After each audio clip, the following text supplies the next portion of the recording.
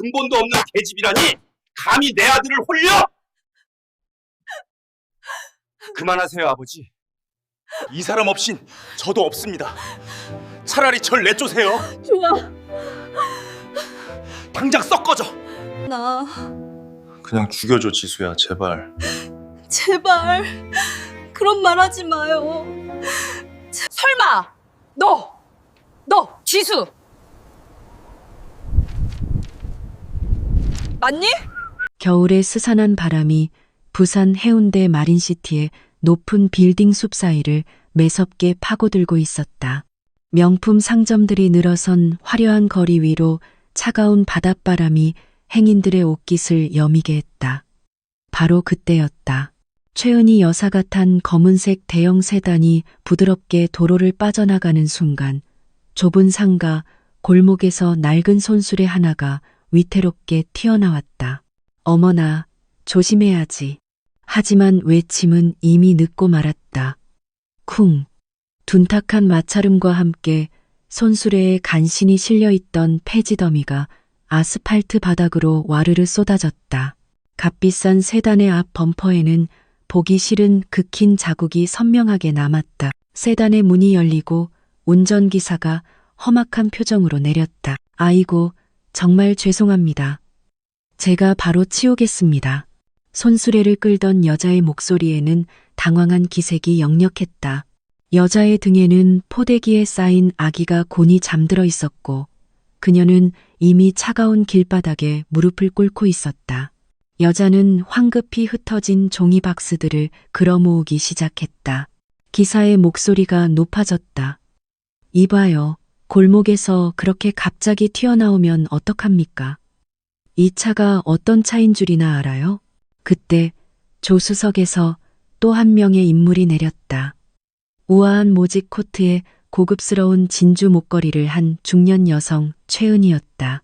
그녀의 시선이 바닥에 주저앉은 여자와 그 등에 엎인 아기에게 닿았다. 순간 은희의 심장이 차갑게 내려앉는 듯했다. 아가씨, 잠깐만 고개 좀 들어봐요. 최은희의 목소리에 손수레를 끌던 여자가 천천히 고개를 들었다.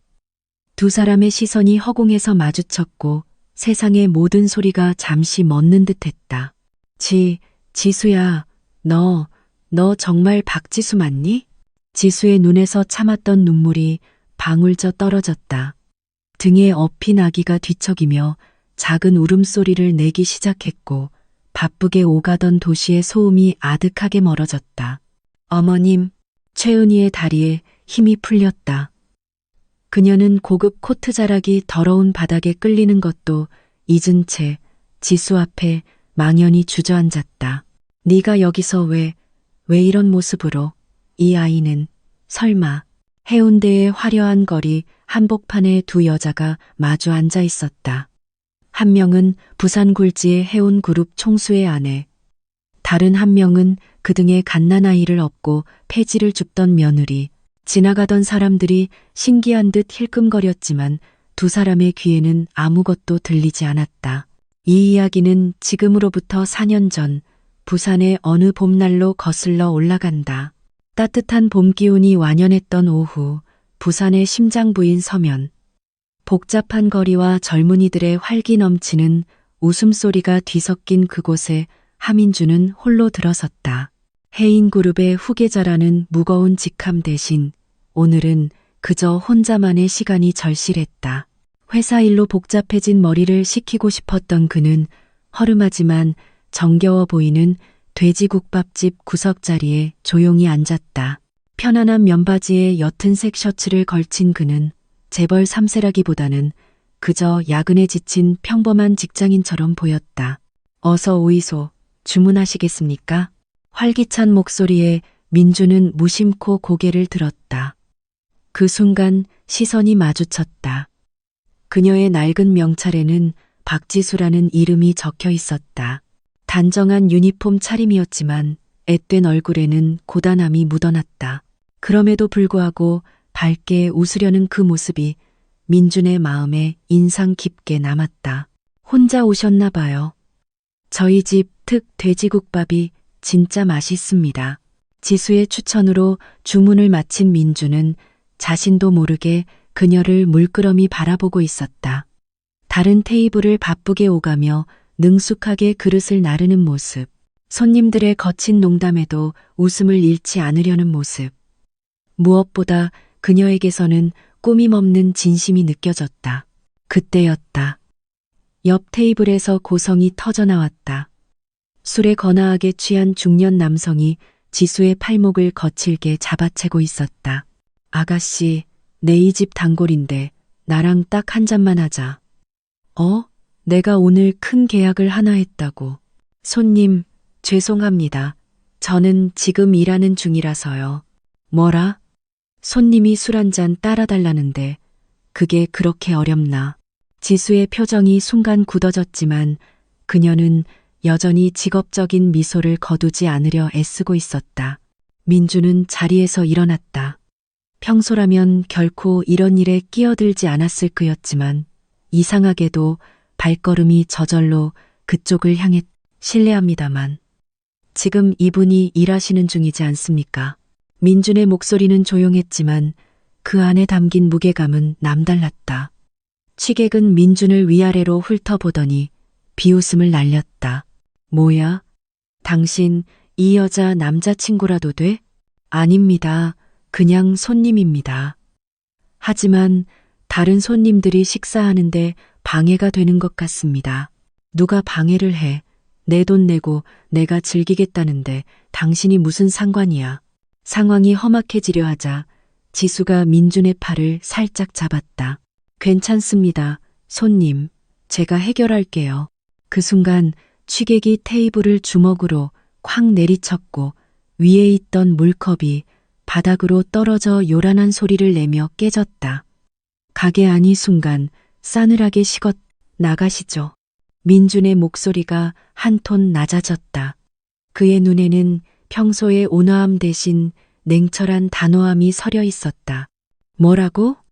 네가 뭔데 나한테 나가라 말아야. 나가달라고 말씀드렸습니다. 아니면 경찰을 부를까요? 긴장감이 흐르던 그때 가게 주인이 황급히 달려왔다. 상황을 파악한 주인은 취객을 정중하지만 단호하게 달래어 가게 밖으로 내보냈다. 소란이 잦아든 식당 안에 다시 사람들의 웅성거림이 돌았다. 정말 감사합니다. 도와주셔서. 지수가 민준에게 깊이 고개를 숙였다. 그 순간 민준은 그녀의 하얀 팔목에 남은 붉은 손자국을 발견했다. 다치신 것 같은데 괜찮으세요? 이 정도는 괜찮아요. 이 일 하다 보면 흔한 일인걸요. 지수는 애써 웃어 보였지만 그녀의 눈가에 맺힌 작은 물방울을 민준은 놓치지 않았다. 그 순간 민준의 가슴 속에서 이상한 감정이 피어올랐다. 그녀를 보호하고 싶다는 마음, 그리고 더 알고 싶다는 마음이었다. 혹시 일이 끝나시면 잠시 시간 괜찮으십니까? 민준의 입에서 나온 말에 그 자신도 놀랐다. 지수는 잠시 당황한 듯 보였지만 이내 환하게 웃었다. 원래 손님한테 사적인 말 걸면 안 되는데 특별히 예외로 해드릴게요. 그렇게 두 사람의 인연은 부산의 작은 국밥집에서 시작되었다. 처음 만난 날, 두 사람은 일이 끝난 지수와 함께 광안리 밤바다를 걸었다. 출신도 살아온 환경도 너무나 다른 두 사람이었지만 그날의 우연한 만남은 마치 오래전부터 정해진 운명처럼 느껴졌다. 민주는 그때까지만 해도 알지 못했다. 이 만남이 자신의 인생을 송두리째 바꿔놓게 될 줄은. 민주는 퇴근 시간까지 식당에 남아 지수를 기다렸고 두 사람은 나란히 광안대교의 야경을 바라보며 해변을 걸었다. 봄밤의 짭조름한 바닷바람이 두 사람 사이의 어색함을 덜어주는 듯했다. 사실 이렇게 처음 본 남자분이랑 밤에 걷는 거 처음이에요. 지수의 목소리에는 약간의 긴장감이 묻어났다. 저도 처음입니다. 이런 상황 자체가요. 민준이 멋쩍게 웃으며 대답했다. 그 순간 두 사람 사이에 어떤 보이지 않는 연결고리가 생긴 것 같았다. 대화는 자연스럽게 이어졌고 마치 오래전부터 알던 사이처럼 많은 이야기를 나누었다. 해변 벤치에 앉아 밤하늘을 보며 민주는 아주 오랜만에 느껴보는 편안함을 맛보았다. 해인그룹의 후계자라는 무거운 갑옷을 잠시 내려놓은 기분이었다. 근데 정말 그냥 회사원이세요? 왠지 평범한 분 같지는 않아서요. 지수의 솔직한 질문에 민주는 잠시 망설였다. 지금까지 만났던 여자들은 대부분 그의 배경을 알고 의도적으로 접근했기에 자신의 정체를 밝히는 것이 늘 조심스러웠다. 그냥 평범한 직장인입니다. 거짓말은 아니었지만 온전한 진실도 아니었다. 하지만 그 순간만큼은 그저 하민준으로 있고 싶었다. 가문의 후광도 재산도 없는 그저 한 남자로서 그렇구나. 저는 지금 국밥집에서 일하지만 사실 작은 꿈이 있어요. 언젠가 바다가 보이는 작은 카페를 열고 싶거든요. 지수의 눈이 부산의 야경처럼 반짝였다. 그 순수한 열정에 민주는 가슴 한편이 따뜻해지는 것을 느꼈다. 밤이 깊어가는 줄도 모르고 두 사람은 이야기를 나눴다. 민주는 태어나서 처음으로 누군가와 진심으로 대화하는 기분을 느꼈다. 재산이나 지위가 아닌 그저 하민준이라는 자신 자체로 누군가와 연결되는 느낌. 그것이 민준을 설레게 했다. 다음에 혹시 또 만날 수 있을까요? 헤어질 시간이 되자 민준이 조심스럽게 물었다. 지수는 잠시 생각하더니 수줍게 고개를 끄덕였다. 네, 좋아요. 그날 밤 집으로 돌아가는 차 안에서 민주는 오랜만에 콧노래를 흥얼거렸다. 그리고 자신도 모르게 내일이 기다려졌다. 그렇게 시간은 더섭이 흘렀다. 봄이 여름이 되고 여름이 가을로 물들어갈 무렵 민준과 지수의 관계는 걷잡을 수 없이 깊어졌다. 민주는 여전히 자신이 해인그룹의 후계자라는 사실을 숨긴 채 지수를 만났다. 평범한 회사원인 척 그녀와 자갈치 시장의 포장마차에서 소주잔을 기울이고 태종대에서 자전거를 타며 소박한 행복을 만끽했다. 민주는 처음으로 누군가에게 조건 없이 사랑받는다는 기분을 느꼈다. 지수는 그의 신분이나 재산 때문이 아니라 그저 하민준이라는 사람 자체를 사랑해 주었다. 그리고 그것은 민준에게 그 무엇과도 바꿀 수 없는 값진 경험이었다. 가을이 깊어가던 어느 날 민주는 중대한 결심을 했다. 더 이상 지수에게 숨기지 않고 모든 진실을 말하기로. 그리고 부모님께도 지수를 정식으로 소개하기로. 지수야, 사실 내가 그동안 말하지 못한 게 있어. 광안리가 내려다 보이는 한적한 카페의 구석자리. 민주는 떨리는 목소리로 입을 열었다. 뭔데요? 민준 씨, 표정이 왜 그렇게 심각해요? 지수의 눈빛이 걱정으로 물들었다. 민주는 깊게 숨을 들이마셨다. 나 사실 해인그룹 하동철 회장의 아들이야. 순간 지수의 눈이 동그래졌다. 그녀는 잠시 말을 잃은 듯했다. 해인그룹은 부산을 넘어 한국을 대표하는 해운 물류 기업으로 모르는 사람이 없는 거대 기업이었다. 농담하는 거죠? 아니, 진짜야. 미안해. 이제야 말해서. 처음엔 그냥 나라는 사람 자체로 알아가는 관계를 원했어. 지수는 한동안 아무 말도 하지 않았다. 그저 테이블 위에 놓인 커피잔만 말없이 바라보았다. 민주는 심장이 터질 것 같았다. 그녀가 자신을 밀어낼까봐 두려웠다. 화났어, 지수야. 민준의 물음에 지수는 천천히 고개를 들었다. 그녀의 눈에 맺힌 것은 분노가 아닌 따뜻한 미소였다. 아니요, 그냥 좀 놀라서요. 내가 재벌 2세를 만나고 있었다니. 그런데 왜 이제야 말해요? 내가 부끄러웠어요? 아니야, 절대 그런 거 아니야. 그냥 처음으로 내 배경 때문이 아니라 나 자체로 누군가와 관계를 맺고 있다는 게 너무 좋았어. 지수는 한참을 민준을 바라보더니 손을 뻗어 그의 손을 잡았다. 난 민준 씨가 해인 그룹 아들이든 평범한 회사원이든 상관없어요. 내가 사랑하는 건 돈이나 명예가 아니라 바로 당신이에요. 하민준이라는 사람. 민준의 가슴이 뜨거운 무언가로 차올랐다. 그 순간 그는 확신했다. 박지수라는 이 여자가 바로 자신의 인생에서 절대로 놓치고 싶지 않은 단 한 사람이라는 것을. 지수야, 우리 결혼하자. 갑작스러운 청혼의 지수의 눈이 다시 한번 커졌다. 그녀의 입에서 작은 웃음이 새어나왔다. 갑자기 그게 무슨 말이에요? 난 진심이야. 너와 함께하고 싶어. 내 남은 모든 시간을. 지수의 눈에 눈물이 고였다. 그녀는 천천히 하지만 단호하게 고개를 끄덕였다. 네. 좋아요, 민준 씨.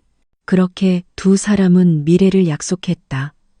하지만 세상은 그들의 순수한 사랑만큼 순탄하지 않았다. 다음 날 민주는 부모님께 지수를 소개하기로 했다. 지수는 가진 옷 중에 가장 단정한 원피스를 차려입고 민준을 기다렸다. 어설픈 화장과 깔끔한 옷차림, 그리고 긴장으로 떨리는 마음. 긴장할 필요 없어. 부모님도 널 보시면 분명 좋아하실 거야. 민준의 말에 지수는 애써 미소를 지었지만 그 미소 뒤에 숨겨진 불안감을 민준은 느낄 수 있었다. 사실 민준 자신도 불안했다. 특히 항만 노동자에서 시작해 지금의 해인 그룹을 이룬 입지전적인 인물인 아버지가 어떤 반응을 보일지 알 수 없었기 때문이었다. 해운대 마린시티의 가장 높은 주상복합. 그 꼭대기층에 위치한 하동철 회장의 펜트하우스는 그 압도적인 위용만으로도 지수를 주눅들게 했다. 민준 씨, 나 아무래도 여기랑은 어울리지 않는 것 같아요. 무슨 소리야. 내가 사랑하는 사람이 어울리지 않는 곳은 없어. 민주는 지수의 손을 꼭 잡았다. 그 순간만큼은 어떤 일이 있어도 지수를 지켜내겠다는 결심이 확고했다. 집 안으로 들어서자 숨막히는 정적이 감돌았다. 광활한 거실에는 민준의 부모님이 이미 두 사람을 기다리고 있었다. 아버지 하동철은 두꺼운 가죽 소파에 앉아 차가운 눈빛으로 두 사람을 쏘아보았고, 어머니 최은희는 불안한 얼굴로 그 옆을 지키고 있었다. 아버지, 어머니, 제가 소개해드릴 사람이 있습니다. 제가 평생을 함께하기로 약속한 사람, 박지수입니다.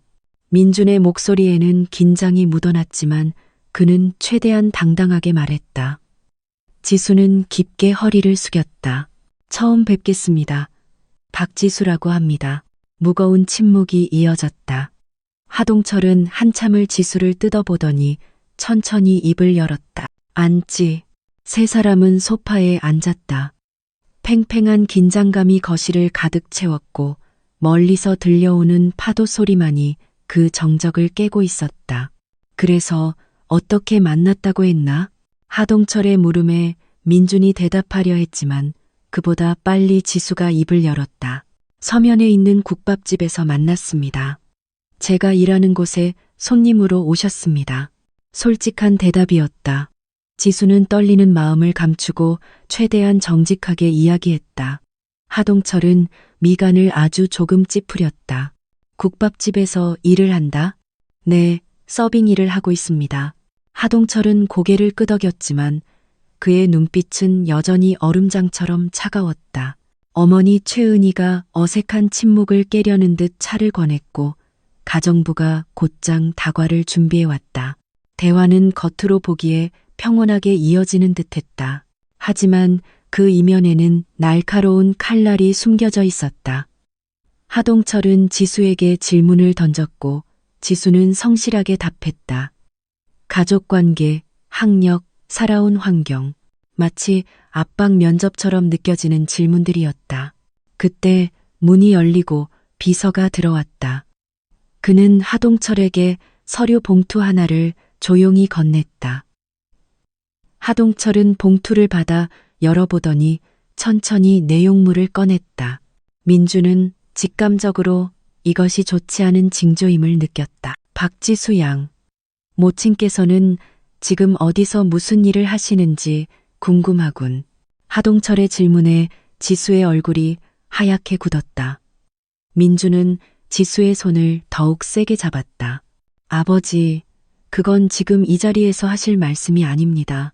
아니, 중요하고 말고 내 아들의 미래, 그리고 우리 해인그룹의 미래와 직결된 문제니까. 하동철은 서류를 테이블 위에 펼쳤다. 그것은 지수와 그녀의 가족에 대한 뒷조사 자료였다. 박지수 양의 모친은 현재 해운대의 한 유흥업소에서 일하고 있더군. 그전에는 다방, 노래방, 여러 곳을 전전하셨고 지수의 손이 가늘게 떨렸다. 민주는 분노가 치밀어 오르는 것을 느꼈다.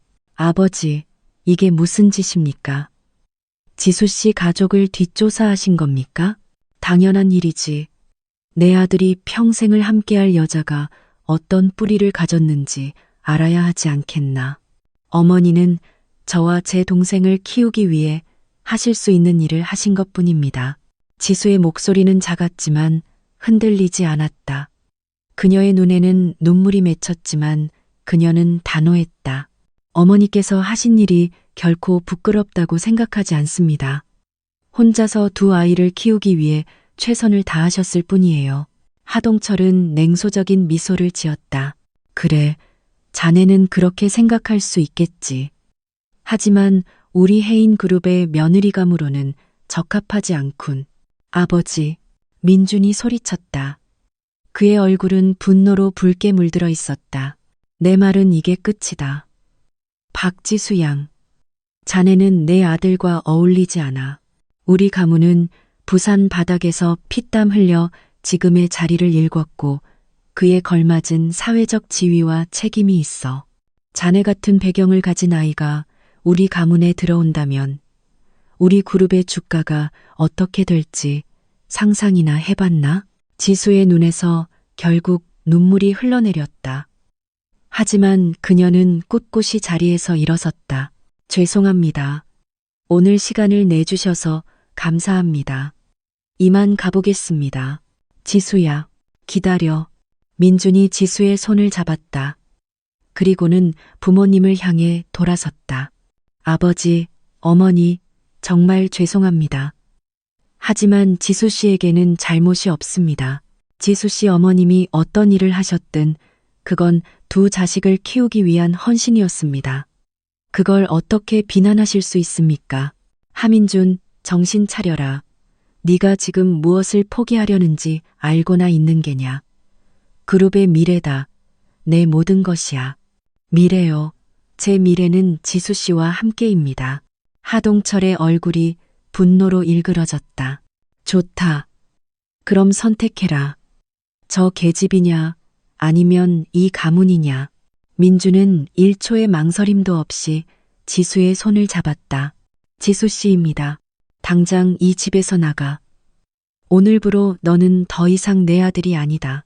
하동철의 불호령에 어머니 최은희가 놀라 소리쳤다. 여보, 그건 너무하지 않으세요. 당신은 조용히 해. 지수가 민준의 팔을 잡았다. 민준 씨, 이러지 마세요. 전 괜찮아요. 우리 그냥. 아니야, 지수야. 절대 헤어지지 않아. 내가 약속했잖아. 민준은 단호했다. 그는 지수의 손을 잡고 거실을 나섰다. 뒤에서 어머니의 흐느끼는 소리가 들려왔지만 그는 돌아보지 않았다. 이제 그의 세상은 오직 지수뿐이었다. 펜트하우스를 나서는 두 사람의 뒷모습은 초라했지만 당당했다. 지수는 민준을 올려다봤다. 그의 눈에는 눈물이 고여 있었지만 그의 발걸음은 흔들리지 않았다. 민준 씨, 정말 괜찮아요? 괜찮아, 지수야. 우리 함께라면 뭐든지 이겨낼 수 있어. 두 사람은 손을 꼭 잡고 엘리베이터에 올랐다. 해운대의 화려한 야경이 발 아래로 펼쳐졌지만 두 사람의 눈에는 들어오지 않았다. 아무것도 없이 시작하는 새로운 인생. 그것은 두려웠지만 동시에 설레는 일이기도 했다. 두 사람이 새로 보금자리를 마련한 곳은 부산 영도구의 언덕배기에 위치한 작은 원룸이었다. 해운대 마린시티의 화려한 펜트하우스와는 비교조차 할 수 없는 15평 남짓한 좁은 공간이었다. 작은 싱크대와 욕실, 그리고 간이 식탁이 전부였지만 민준의 얼굴에는 오랜만에 진정한 웃음꽃이 피었다. 지수와 함께 있다는 사실 하나만으로도 그에겐 이 세상 무엇과도 바꿀 수 없는 행복이었기 때문이다. 여기가 이제 우리 집이야. 좀 좁지? 지수가 어색하게 웃으며 물었다. 민주는 고개를 저었다. 아니, 너무 좋아. 아늑하고 따뜻해. 첫날 밤 딱딱한 바닥에 깐 얇은 이불 위에서 민주는 오히려 편안함을 느꼈다. 지수의 체온이 고스란히 느껴지는 이 좁은 공간이 그에게는 세상 어느 5성급 호텔 스위트룸보다도 안락했다. 하지만 현실은 냉혹했다.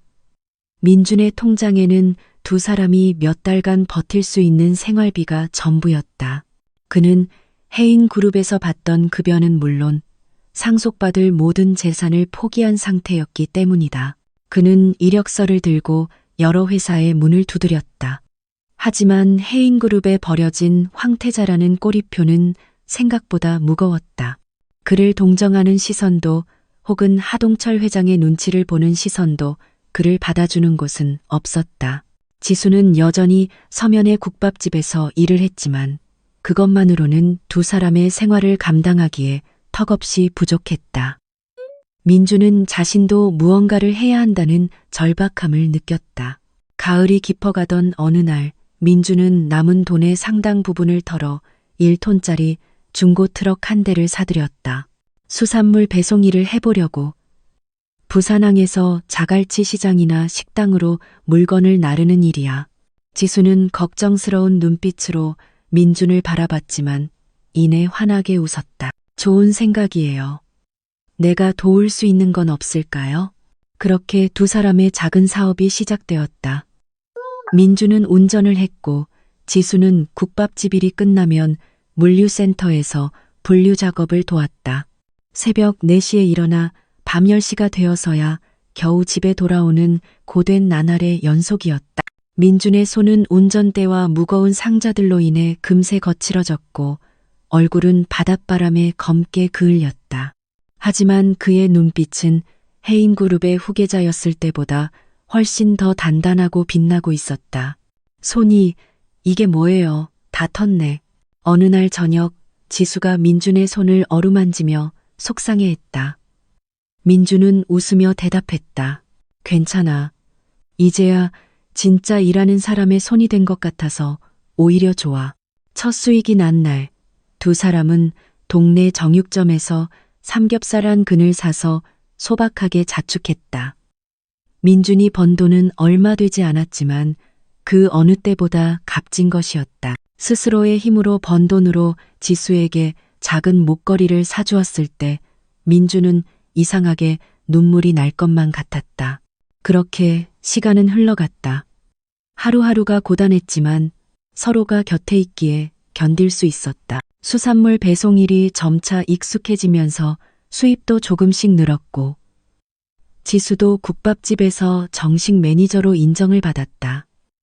작은 행복들이 차곡차곡 쌓여가는 나날이었다. 설날이 다가왔을 때 지수가 조심스럽게 제안했다. 민준 씨, 그래도 설인데 부모님께 세배라도 드리러 가는 게 어떨까요? 민준의 표정이 순간 어두워졌다.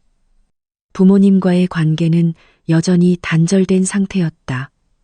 몇 번이나 전화를 시도했지만 아버지는 받지 않았고 어머니는 비서의 뒤에 숨었다. 그래도 지수의 말에 민주는 고개를 끄덕였다. 그래, 한번 가보자. 적어도 세배는 드려야지. 설날 아침 두 사람은 정성껏 작은 선물을 준비해 해운대 마린시티의 펜트하우스를 찾았다. 하지만 그들을 맞이한 것은 차갑게 닫힌 정문뿐이었다. 초인종을 아무리 눌러도 아무도 나오지 않았고 경비원은 출입 금지 명령을 받았다며 두 사람을 매몰차게 막아섰다. 괜찮아요. 이해해요. 시간이 더 필요하신 거겠죠. 돌아오는 길, 지수가 민준의 손을 꼭 잡았다. 민준은 말없이 고개를 끄덕였지만 그의 눈에는 깊은 슬픔이 가득했다. 그날 밤 지수는 잠든 민준의 등을 조용히 쓸어주었다. 봄이 오고 여름이 지나 다시 가을이 찾아왔다. 두 사람의 작은 배송 사업은 조금씩 자리를 잡았고 영도의 원룸을 벗어나 조금 더 넓은 연립주택으로 이사할 수 있었다. 비록 오래된 주택이었지만 두 사람에게는 첫 번째 보금자리였다. 그리고 어느 맑은 가을날 지수가 민준에게 떨리는 목소리로 소식을 전했다. 민준 씨, 나 병원에 다녀왔는데. 식탁에 마주 앉아 저녁을 먹던 민준이 걱정스러운 얼굴로 고개를 들었다. 왜? 어디 아파? 지수는 쑥스러운 듯 환한 미소를 지었다. 아니요, 우리 아기 생겼대요. 민준의 손에서 젓가락이 바닥으로 떨어졌다. 그의 눈이 믿을 수 없다는 듯 커졌고 이내 붉게 물들기 시작했다. 정말이야? 지수야. 정말이야? 지수는 말없이 고개를 끄덕였고 민준은 자리에서 벌떡 일어나 지수를 품에 가득 안았다. 처음으로 그들은 가족이 된다는 것을 실감했다. 민준은 지수의 배에 가만히 손을 얹었다. 아직 아무것도 느껴지지 않았지만 그 작은 생명이 그곳에 있다는 사실만으로도 가슴이 벅차올랐다. 이제 정말 더 열심히 살아야겠네. 우리 아기를 위해서. 민준의 다짐에 지수는 세상에서 가장 행복한 미소로 답했다. 하지만 그 미소 뒤에는 아이를 키워야 한다는 현실적인 무게감이 작게 숨어 있었다. 임신 소식은 두 사람의 생활 패턴을 완전히 바꿔놓았다. 지수는 의사의 권고로 국밥집 일을 그만두었고 민주는 더 많은 배송 물량을 소화하기 위해 새벽부터 밤늦게까지 트럭을 몰았다. 그럼에도 그의 얼굴에는 웃음이 떠나지 않았다. 곧 태어날 아이를 생각하면 어떤 고된 노동도 달게 견딜 수 있었다. 어느덧 지수의 배가 제법 불러오기 시작했고 두 사람은 남포동 국제시장에서 아기 용품을 하나둘 장만했다. 작은 유모차, 작은 옷가지들, 모두 중고이거나 2월 상품이었지만 그것들을 고르는 순간만큼은 세상에서 가장 부유한 사람들이었다. 12월 부산에 첫눈이 내리던 날이었다. 남쪽 지방인 부산에 눈이 내리는 것은 흔치 않은 일이었고 그날따라 눈발은 유난히 거셌다. 민주는 여느 때처럼 수산물 상자를 트럭에 싣고 나갈 준비를 하고 있었다. 연말이라 물량이 평소의 2배는 되었고 그날은 특히 많은 지역을 돌아야 했다. 눈이 많이 오네. 오늘 운전 조심해서 다녀와요. 지수가 민준의 목도리를 단단히 매주었다. 그녀의 배는 이제 누가 봐도 만삭이었고 걸음걸이도 조심스러워졌다. 응, 걱정하지 마. 일찍 끝내고 올게. 민주는 지수의 배에 입을 맞추고 이마에도 부드럽게 키스했다. 그리고 문득 생각이 났다는 듯 말했다. 참, 오늘은 물량이 너무 많아서 늦을 것 같아. 나 혼자 다녀올게. 당신은 집에서 푹 쉬고 있어. 지수는 눈살을 찌푸렸다. 평소에는 두 사람이 함께 일했기 때문이다. 지수는 차에서 물건을 정리하고 배송 주소를 확인하는 역할을 맡아왔다. 괜찮아요. 나도 같이 갈게. 많이 불편하지 않아. 안 돼, 지수야. 의사 선생님도 무리하지 말라고 하셨잖아. 밖은 춥고 길은 미끄러워. 위험해. 지수는 잠시 망설이다가 결국 고개를 끄덕였다. 그래, 알았어요. 하지만 정말 조심해야 해요. 눈길에 미끄러지면 큰일 나니까. 그럼 내가 누군데? 하민준 아니야. 민준이 장난스럽게 웃으며 대답했다. 지수는 창가에서 그가 트럭에 오르는 모습을 지켜봤다. 트럭 유리창에 쌓인 눈을 털어내고 민준이 손을 흔들었다. 지수도 손을 흔들어 답했다. 그녀는 알지 못했다. 그 손 인사가 그날의 마지막 다정한 인사가 될 줄은. 그리고 이 눈 내리는 날이 두 사람의 인생을 다시 한번 나락으로 떨어뜨리게 될 줄은. 민준의 트럭이 눈길을 조심스럽게 미끄러지듯 떠나갔고 지수는 창가에 오래도록 서 있었다. 창밖으로 눈은 멈출김이 없이 쏟아졌고 그녀의 마음에는 이유를 알 수 없는 불안감이 스며들었다. 마치 무언가 끔찍한 일을 예감이라도 한 것처럼 눈은 계속해서 내렸다. 회색빛 하늘에서 떨어지는 하얀 눈송이들이 부산거리를 하얗게 뒤덮고 있었다. 민준의 트럭은 미끄러운 도로를 거북이처럼 천천히 달렸다. 그날따라 물량이 많았기에 그는 평소보다 더 마음이 급했다. 지수에게 일찍 돌아가겠다고 약속했으니까. 부산항에서 해운대, 그리고 서면까지. 부산 곳곳을 누비며 수산물 상자를 배달하는 동안 민준의 머릿속에는 온통 지수와 뱃속의 아이 생각뿐이었다. 아들일까, 딸일까. 운전대를 잡은 그의 입가에 저절로 미소가 번졌다. 그 시각 집에 홀로 남은 지수는 창가에 서서 계속해서 내리는 눈을 바라봤다. 점점 두껍게 쌓이는 눈을 보며 그녀의 마음은 점점 더 불안해졌다. 민준 씨, 제발 조심해서 운전해요. 그녀는 저도 모르게 속삭였다.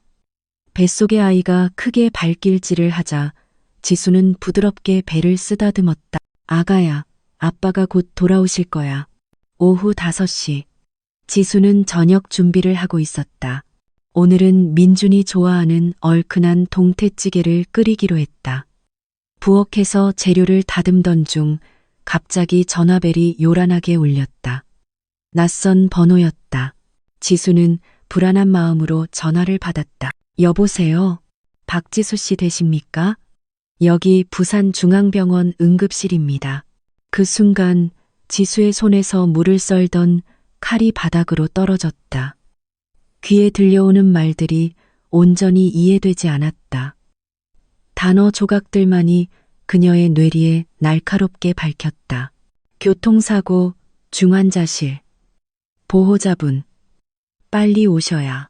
어떻게 택시를 잡았는지, 어떻게 병원에 도착했는지 모든 것이 꿈처럼 흐릿했다.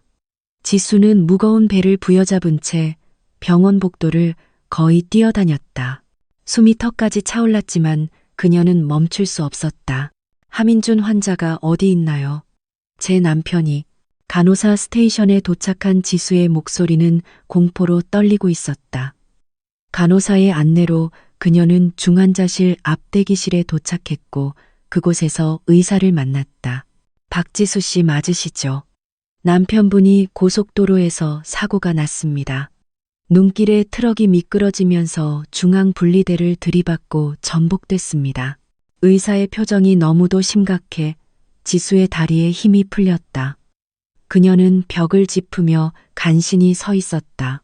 상태가 어떤가요? 현재 의식은 돌아왔습니다만 척추 손상이 매우 심각합니다.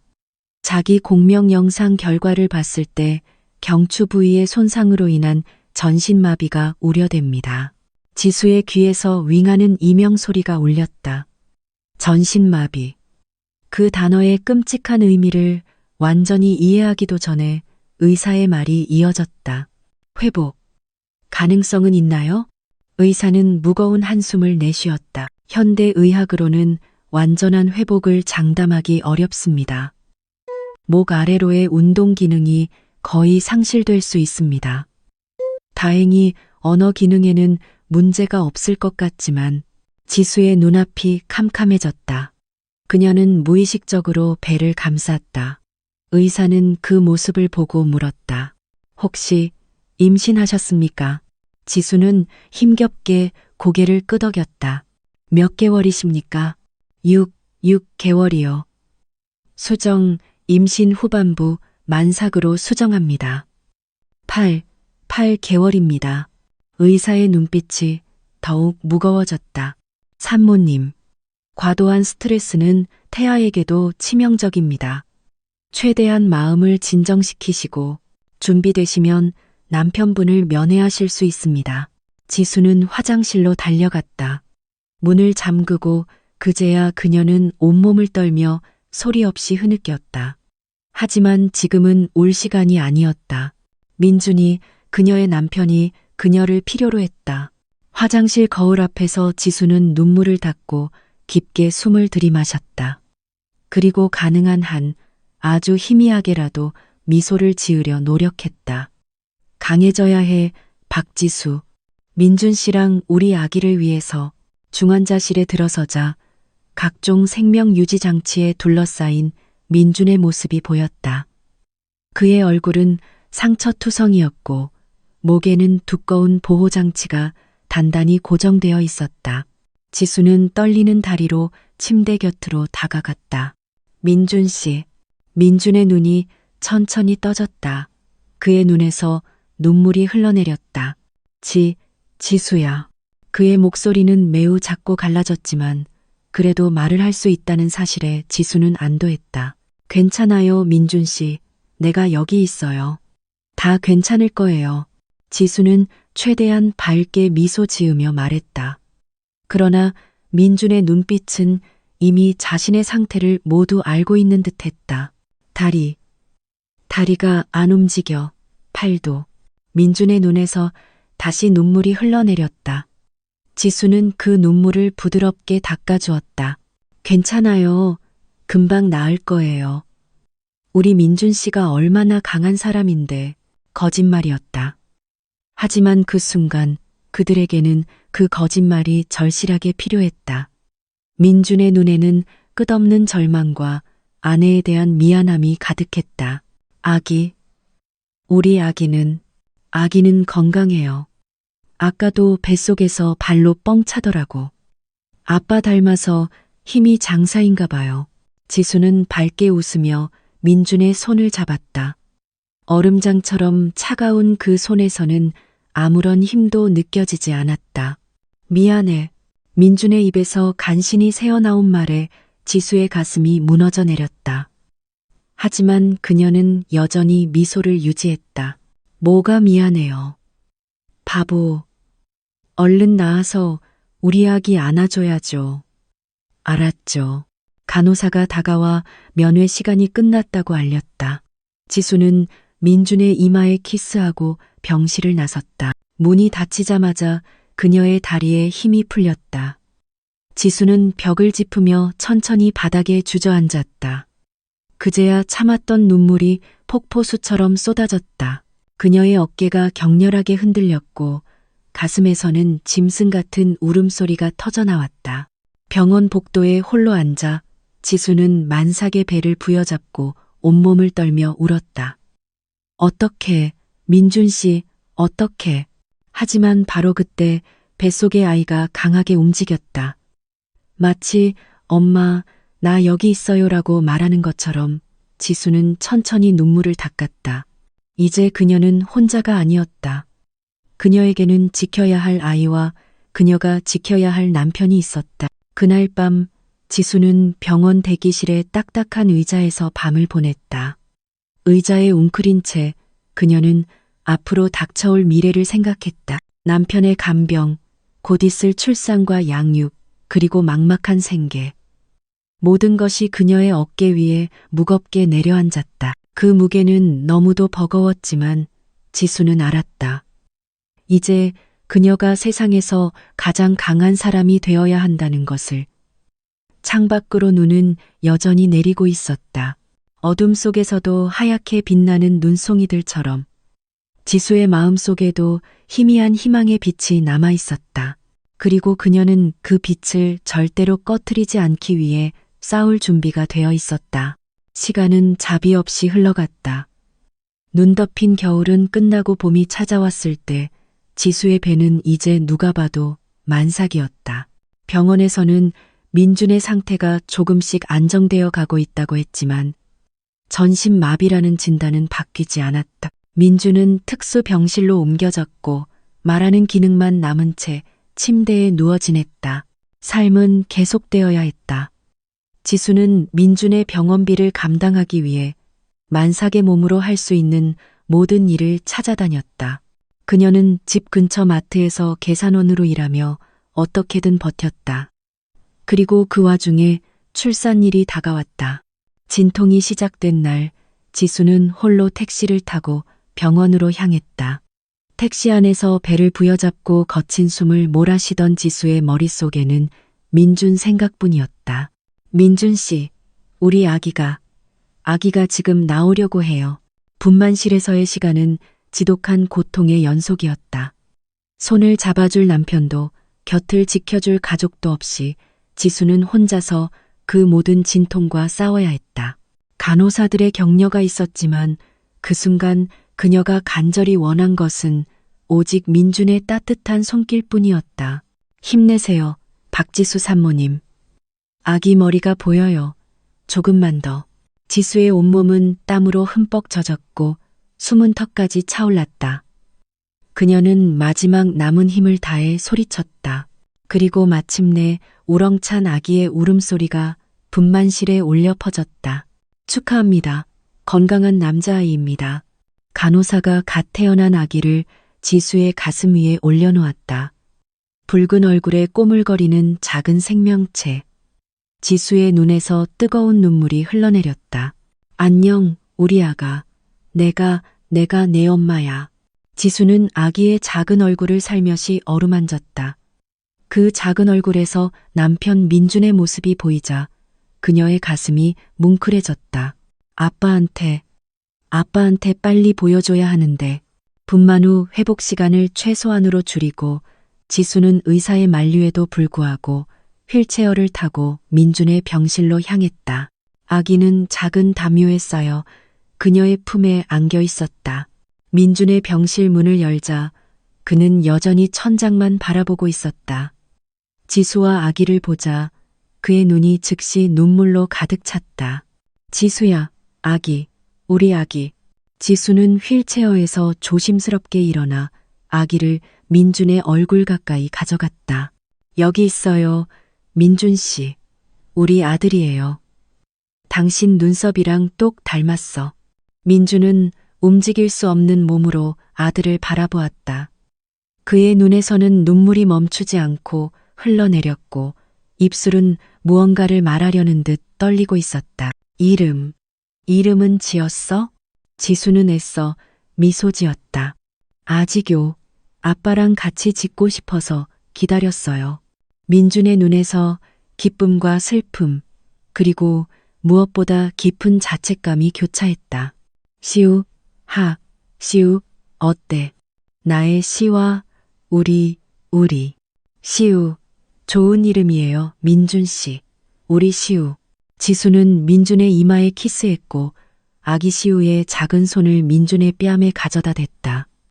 그 순간 절망으로 가득했던 병실은 아주 잠시나마 따뜻한 행복으로 가득 찼다. 하지만 현실은 가혹했다. 지수는 산후조리도 제대로 하지 못한 채 다시 일상으로 돌아가야만 했다. 아기 시우를 출산한 지 불과 일주일 만이었다. 이제 그녀는 남편 민준의 병원비와 아들의 분유값을 동시에 감당해야 했다.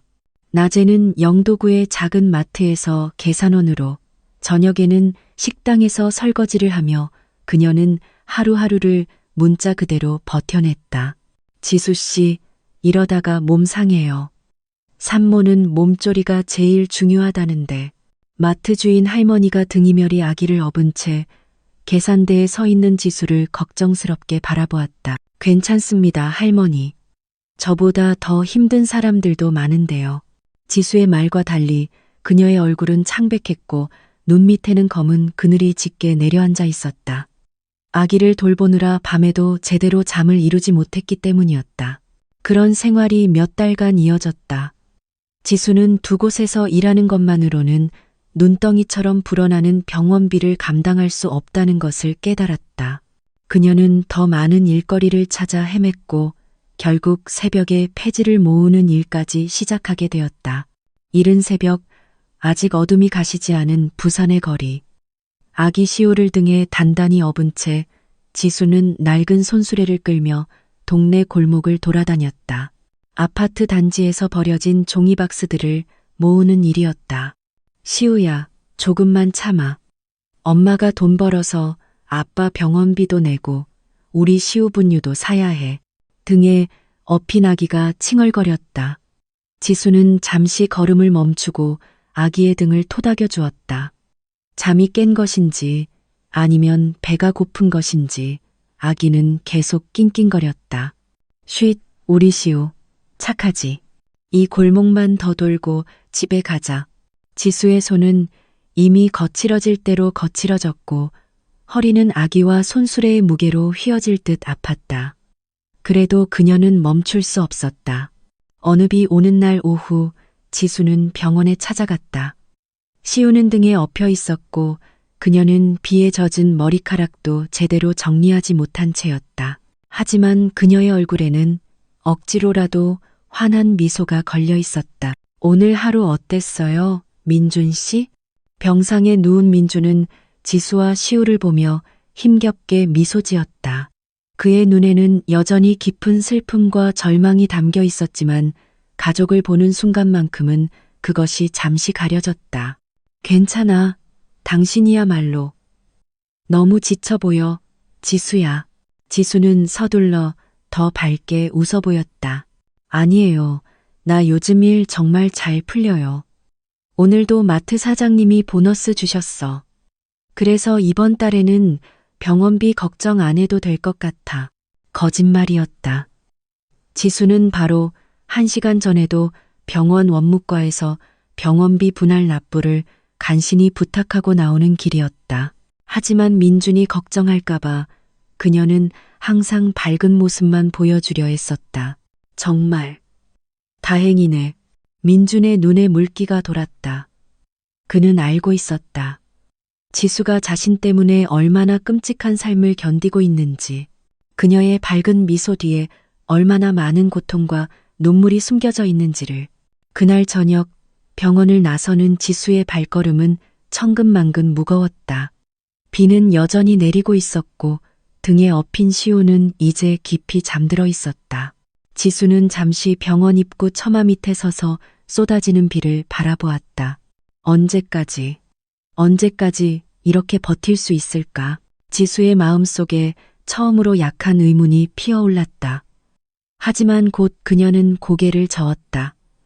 의심할 시간도 슬퍼할 시간도 없었다. 그녀에게는 책임이 있었다.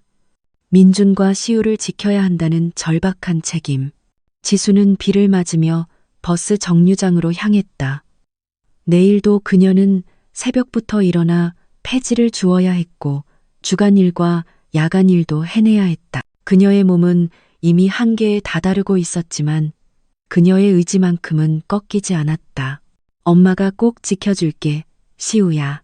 지수는 등에 엎인 아들에게 속삭였다. 그리고 그녀는 다시 한번 무거운 발걸음을 옮겼다. 비바람이 그녀의 지친 얼굴을 때렸지만 지수의 눈빛은 흔들리지 않았다.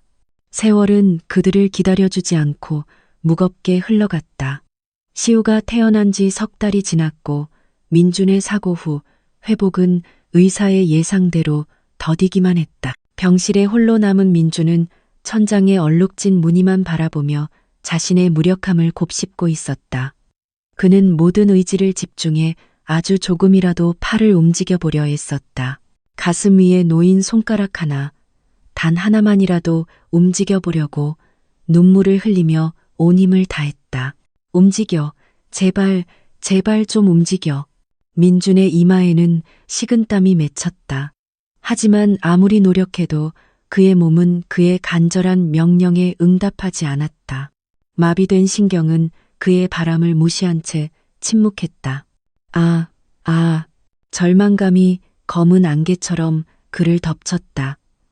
그는 지수와 시우를 생각했다. 그의 아내는 이제 혼자서 모든 짐을 떠안고 있었고 아들은 아버지의 따뜻한 품을 단 한 번도 느껴보지 못한 채 자라고 있었다. 이런 내가 살아있어서 뭐하나. 민준의 눈에서 뜨거운 눈물이 흘러내렸다. 그는 자신이 이제 가족에게 짐만 되고 있다는 생각에 가슴이 찢어질 듯 아팠다. 문득 그의 머릿속에 마지막 희망인지 아니면 절망인지 모를 한 가지 생각이 떠올랐다. 아버지. 아무리 그를 내쳤다고 해도 자신의 아버지는 막강한 힘을 가진 사람이었다. 이런 상황이라면 어쩌면 민준은 간호사를 불러 전화를 부탁했다. 아버지의 번호를 힘겹게 불러주고 그는 가슴 졸이며 통화 연결음이 울리기를 기다렸다. 여보세요. 해인그룹 회장실입니다. 비서의 차가운 목소리였다. 민주는 잠시 말을 잃었다가 간신히 입을 열었다. 아버지와 통화하고 싶습니다. 하민준이라고 전해주십시오. 잠시 침묵이 흘렀고 이내 수화기 너머로 지독하게도 익숙한 목소리가 들려왔다. 민준이냐? 아버지의 목소리는 여전히 얼음장처럼 차갑고 단호했다.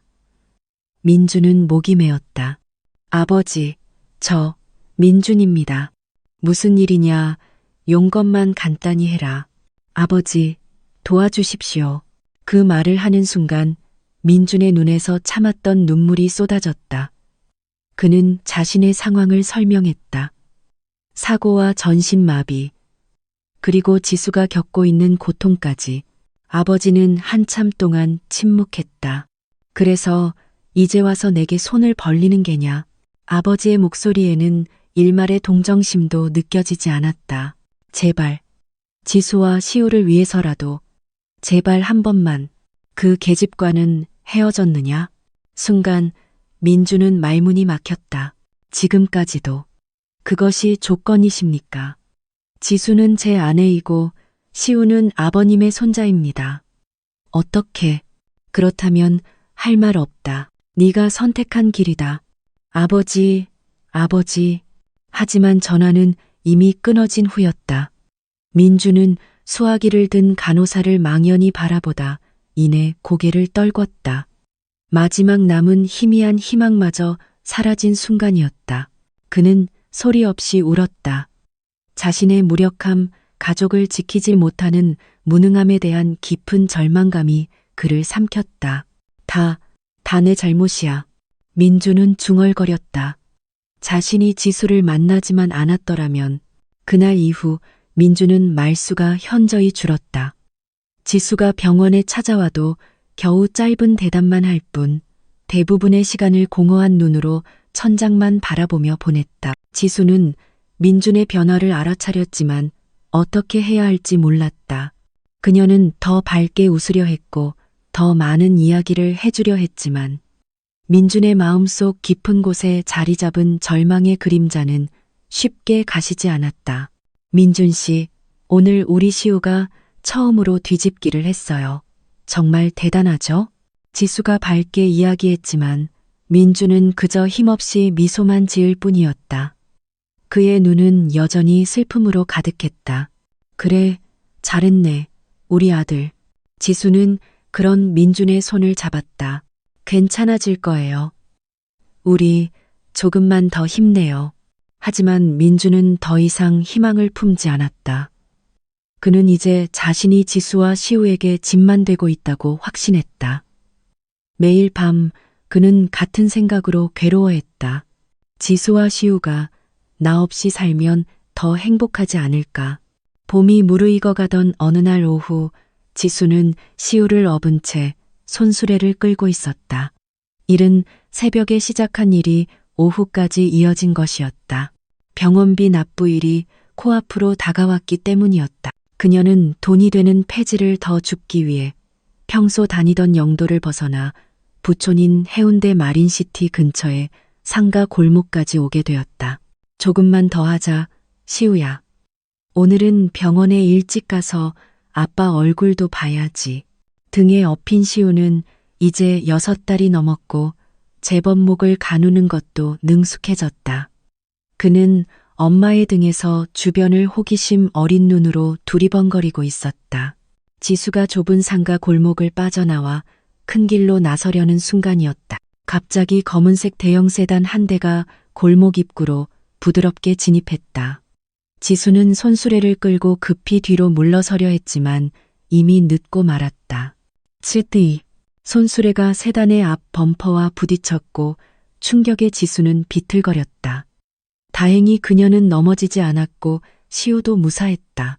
하지만 손수레에 실려있던 폐지 더미가 도로 위로 쏟아졌고 세단의 앞부분에는 선명한 긁힘이 남았다. 아이고, 죄송합니다. 정말 죄송합니다. 지수는 황급히 사과하며 바닥에 흩어진 폐지를 줍기 시작했다. 그때 세단의 뒷좌석 문이 열렸다. 우아한 모직 코트를 입은 중년 여성 최은희가 모습을 드러냈다. 무슨 일이죠, 김 기사?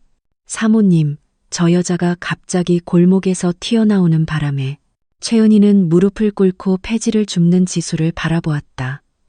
그녀의 시선이 지수의 등에 엎인 아기에게 머물렀다. 아가씨, 잠깐만요. 최은희의 목소리에 지수가 고개를 들었다. 두 사람의 눈이 마주쳤고 순간 시간이 멈춘 듯했다. 아니. 지수야, 너 정말 박지수 맞니?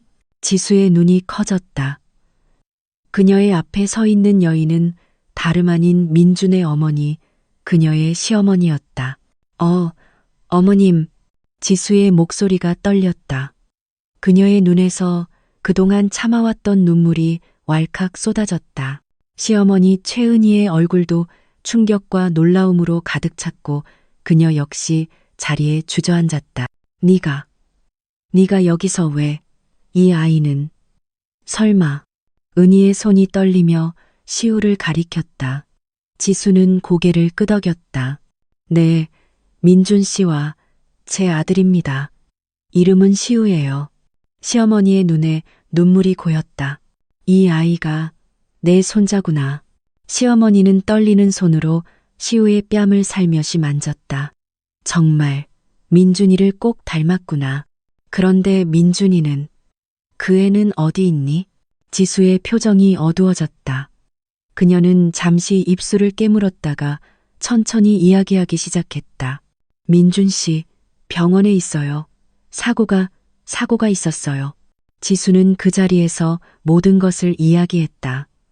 두 사람이 어떻게 살았는지, 수산물 배송 일을 시작한 일, 그리고 그 눈 내리던 날의 끔찍한 사고까지. 시어머니는 말없이 그 이야기를 들었고 그녀의 얼굴은 점점 창백하게 질려갔다. 전신마비라고? 그런데 왜 우리에게 알리지 않았니? 지수는 고개를 숙였다. 민준 씨가 알리지 말라고 했어요. 아버님, 어머님께 짐이 되기 싫다고. 시어머니의 눈에 슬픔과 자책감이 어렸다. 그녀는 자신의 아들이 그런 끔찍한 일을 당하는 동안 아무것도 모른 채 해운대에서 호의호식한 자신이 원망스러웠다. 그런데 너는 왜? 시어머니의 시선이 지수의 초라한 옷차림과 낡은 손수레를 향했다. 지수는 힘없이 미소 지었다. 어떻게든 살아야 하니까요. 병원비도 내야 하고 시우 분유값도 벌어야 하고. 그 말에 시어머니의 눈물이 마침내 터져나왔다. 그녀는 자신의 손으로 얼굴을 가렸다. 내가 무슨 짓을 한 거니? 주변의 행인들이 이 기이한 광경을 힐끔거리며 지나갔지만 두 여인에게는 세상이 사라진 것 같았다.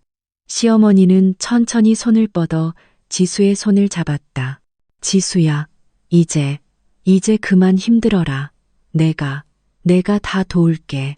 시어머니는 천천히 일어나 지수를 일으켜 세웠다. 그리고 주위를 둘러본 후 운전기사에게 단호하게 지시했다.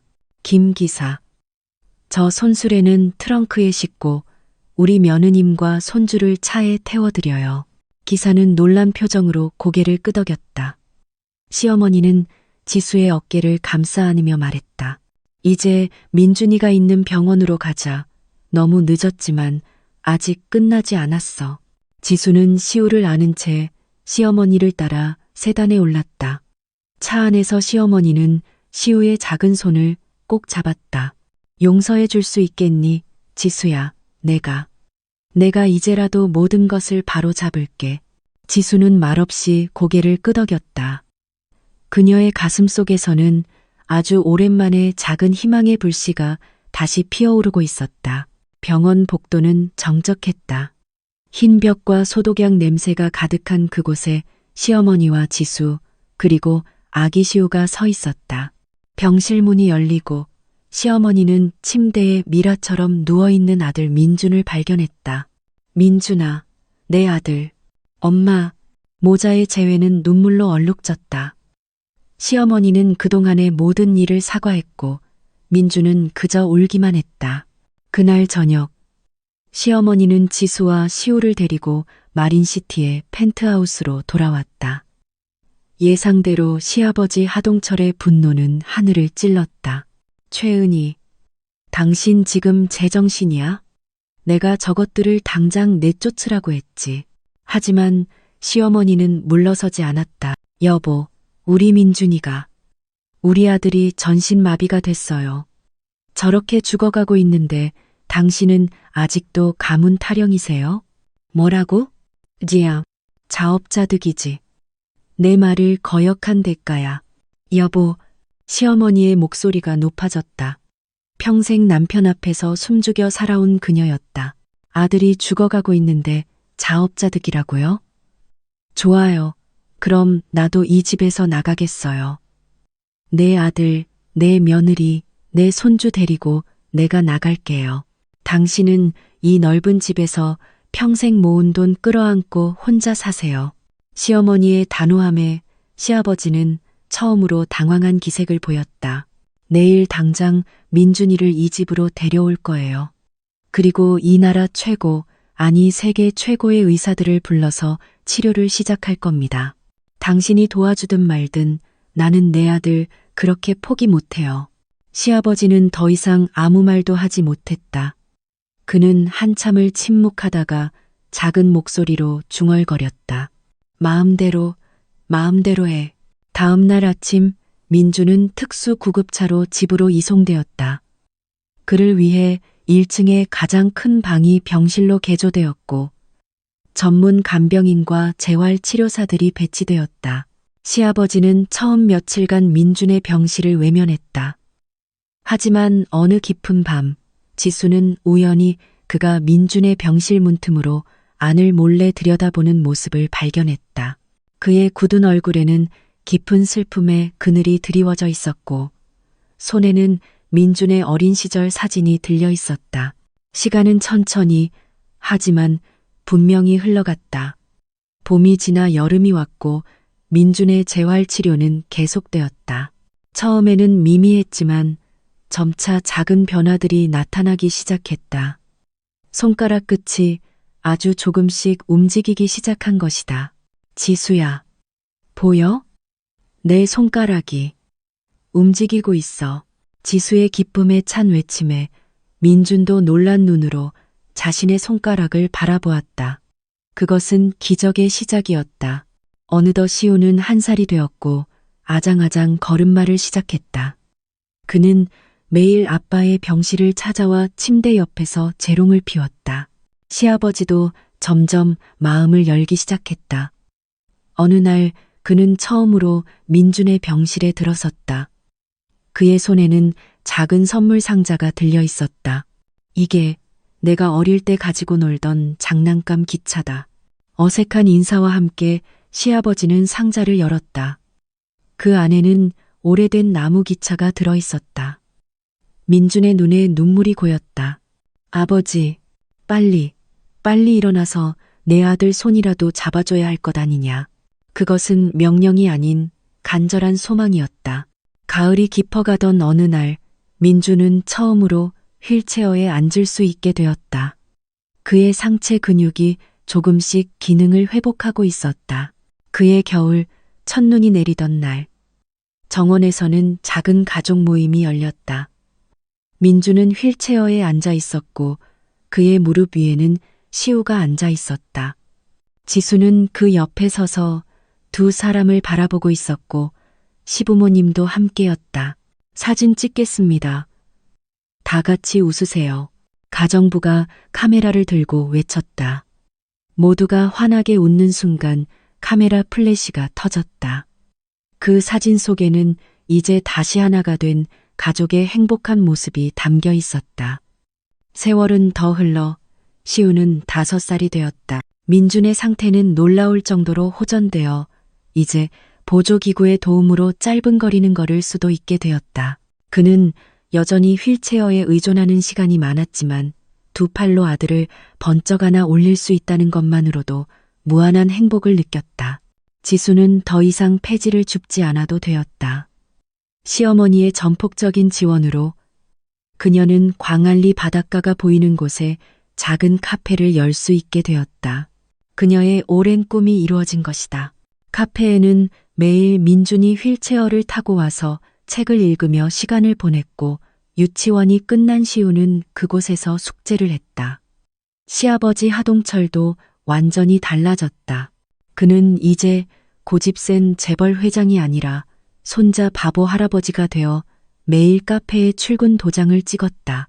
어느 따뜻한 봄날, 가족은 함께 카페 테라스에 앉아 있었다. 민주는 휠체어에 앉아 시우가 공을 차는 모습을 보며 미소 지었다. 지수가 그의 어깨에 손을 올려놓았다. 후회 안 해요, 민준 씨? 민주는 고개를 저었다. 아니, 당신을 선택한 것이 내 인생 최고의 결정이었어. 지수는 미소 지으며 민준의 뺨에 입을 맞췄다. 그리고 멀리서 시우가 달려오는 모습을 보며 두 사람은 함께 웃었다. 아빠, 공 받아요. 시우가 공을 던졌고 민주는 두 팔로 그것을 정확하게 받아냈다. 그것은 작은 승리였지만 그에게는 세상을 다 얻은 것과 같은 기쁨이었다.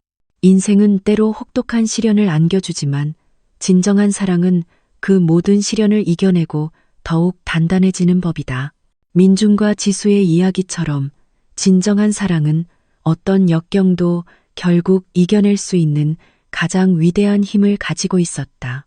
물질 만능의 시대에 우리는 때로 돈이나 지위보다 더 중요한 가치들을 잊고 살 때가 있습니다. 오늘 이야기는 가장 절망적인 순간에도 서로를 포기하지 않았던 두 사람의 헌신적인 사랑, 그리고 뒤늦게나마 진정한 가족의 의미를 깨달은 이들의 모습을 통해 우리에게 사랑과 용서의 진정한 의미를 되묻게 합니다. 저희 이야기에 끝까지 귀 기울여 주신 시청자 여러분께 진심으로 감사드립니다. 여러분은 오늘 이 기적과도 같은 가족의 이야기를 어떻게 들으셨나요? 며느리 지수와 아들 민준, 그리고 두 부모님의 모습에서 어떤 감정을 느끼셨는지 여러분의 소중한 생각을 댓글로 함께 나누어 주세요. 여러분의 따뜻한 공감과 이야기가 저희에게는 다음 이야기를 준비하는 가장 큰 힘이 됩니다. 오늘 이야기가 여러분의 마음에 작은 울림을 주었다면 구독과 좋아요 버튼으로 저희 채널에 따뜻한 응원을 보내주시길 부탁드립니다. 더욱 감동적인 이야기로 다시 찾아뵙겠습니다. 감사합니다.